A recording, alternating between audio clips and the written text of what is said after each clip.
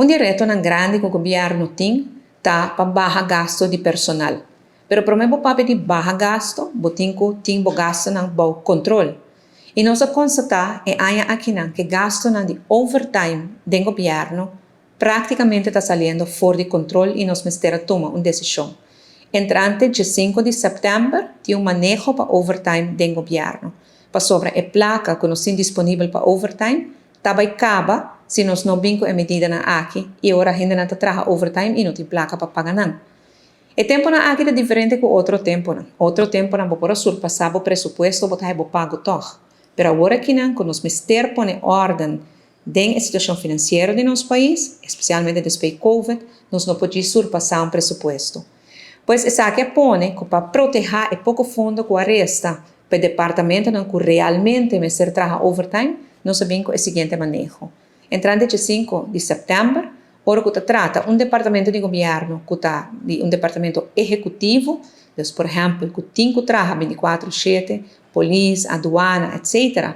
De caso aqui, tem fundo disponível para overtime, para não tem falta de personal, que o mister trabalha overtime, pero nós mister chega a cap.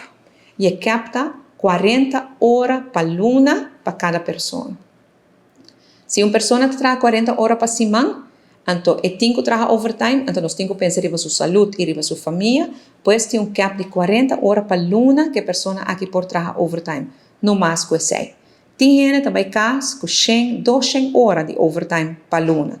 Essa aqui não é algo que é bom para a pessoa, nem para a organização. Pois também cap para a quantidade de horas que está a trabalhar. Para o departamento com nota executivo, que nós estamos piano de polícia, nós estamos departamento com não está abrir 24/7, para não ter outro manejo.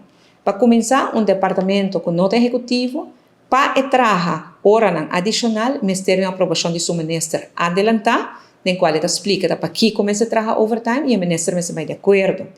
Pero em overtime, aqui hora extra trabalhar não por guardo pagar, porque não tem placa P. Não lo por tu mesi como time back. Pois essa aqui é manejo que aqui da comunicar para o resto de ano aqui nana e ela entra em vigor dia 5 de setembro.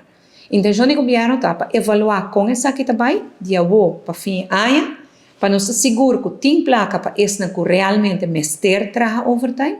Então, para outro ano, nós publicar manejo de overtime novo que está conta para todo o departamento. Pero essa aqui é período que nós temos que tomar para avaliar o que está passando, para nós estar seguro que a placa está bem, caminha echt mister bem, para sobre o governo não tem placa, mas para seguir paga, caminha que realmente para tomar outra decisão para evitar o gasto.